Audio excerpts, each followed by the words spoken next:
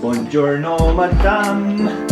Buongiorno, Maybe in socks. Hello, welcome back to day 4 of Vlogmas. It's the final week of the Cushion Bench Show. Wow, let's go, baby. Only 4 more days in Kenya. Today we've got a 14-kilometer easy run this morning. Me and Kush are going to be running together. We're very excited. We've been up, had some breakfast, usual shenanigans. This has been the setup for the last 5 weeks. Me over here in my bed, and my interestingly placed camera pointing straight at my bed while I'm sleeping, and Kush over there.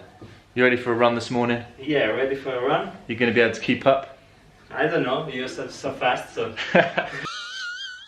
Yeah, we've got 14 kilometers. I'm going to be taking the Cloudeclipse, which I've now run 100 miles in. And after the run, I will give you a full review of that shoe. And spoiler, I've been loving it.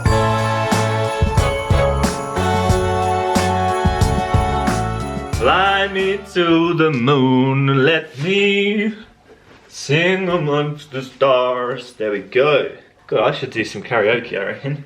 What do you reckon? Day 5 of Vlogmas? Yeah. Ben's karaoke. What are these shoes you've got here, Kush? Some sort of best shoe. Some sort of running shoe? After the Invincible 2. Invincible Freeze. Not bad. And I'm going for these puppies. The Cloudeclipse, which I'm now run 100 miles in, as you can see. So it's time for a full review. Hey? Oh, what's this? What's this? Are you ready? Are you ready to run? Yes, he is. Oh, yeah. Let's go. Feeling fresh? Feeling fresh, new week. Last week? New us, last week. All acclimatised, 14k in the bag, tick it off. Only going to have like 200 metres of elevation on this run because it's ridiculously hilly around here. There's no oxygen, but we're going to have a good time. Let's go. On your marks. Get set. Grapefruit. Whee! Go. Let's go. Last week in paradise.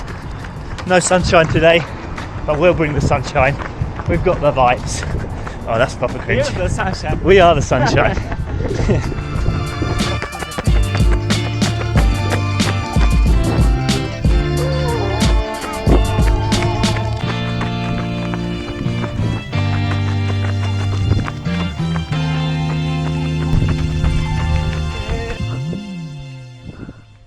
So basically, we was gonna do between 12 and 14k, and then I follow this guy's instincts, and we ended up doing 18k.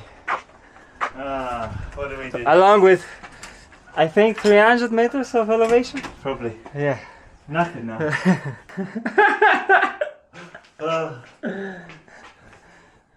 Thanks.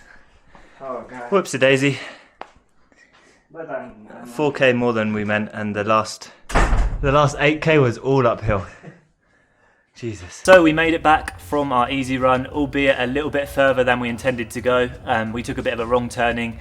So the route, instead of being 12 to 14k, ended up being 18 kilometers.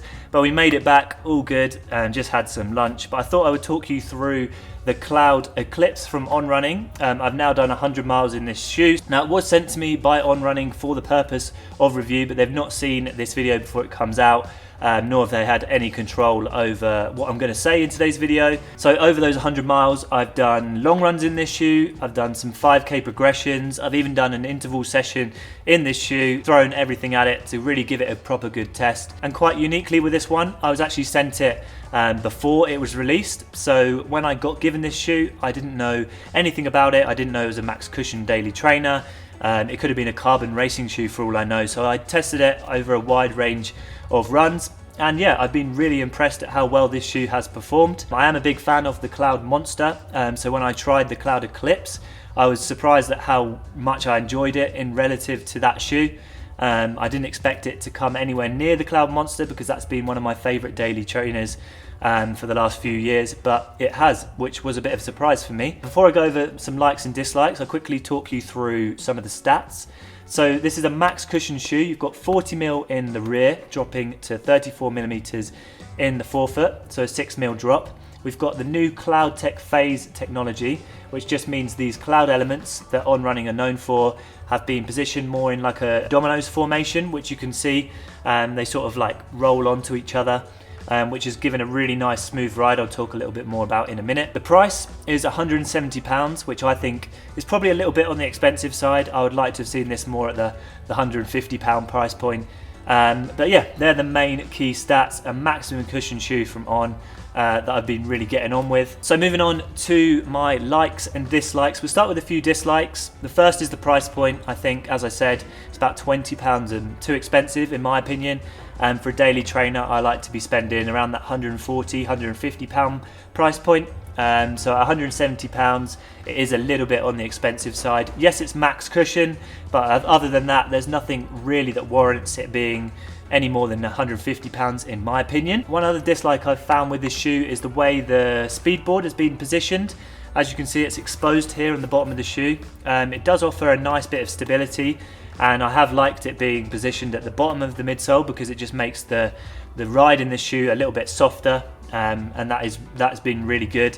But I found that when I've been out running, if I land on any rocks, then I can hear the rocks sort of hitting this plastic on the bottom here, and I'm just a little bit worried about durability, whether the rocks over time are going to crack the speed board here. I personally would have just liked to have seen that covered with a bit of midsole foam. And the final concern that some people have had is the way this shoe has been molded on the last.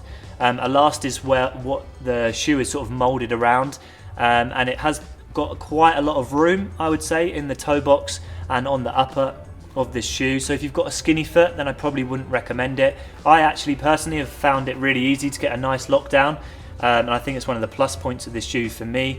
But I have heard with people with slightly skinnier feet, they can't quite get it tight enough, so it's been a little bit roomy here in the upper area. Moving on to some likes. The main like is how versatile this shoe has been.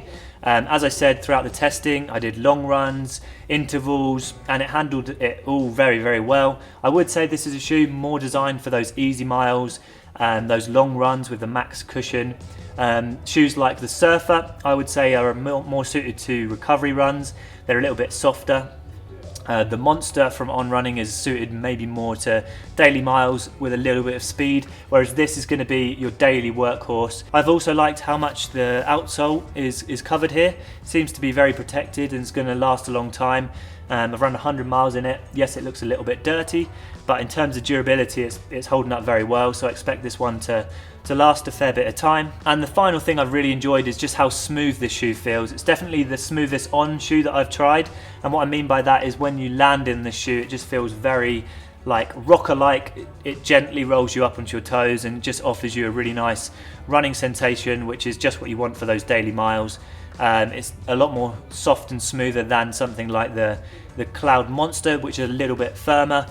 So I actually do think that this is probably one of the best shoes that On have brought out, especially in the last few years, and I can see it been in my rotation for a long time. So that basically brings day 5 of Vlogmas to a close. Hope you've been enjoying the daily uploads, and a perfect opportunity today for me to talk you through the Cloudeclipse. Definitely would recommend getting this in your rotation if you're looking for a new daily shoe. I don't think you'll be disappointed. But yeah, until next time, aspire to run, run to inspire, and we'll see you tomorrow with another video.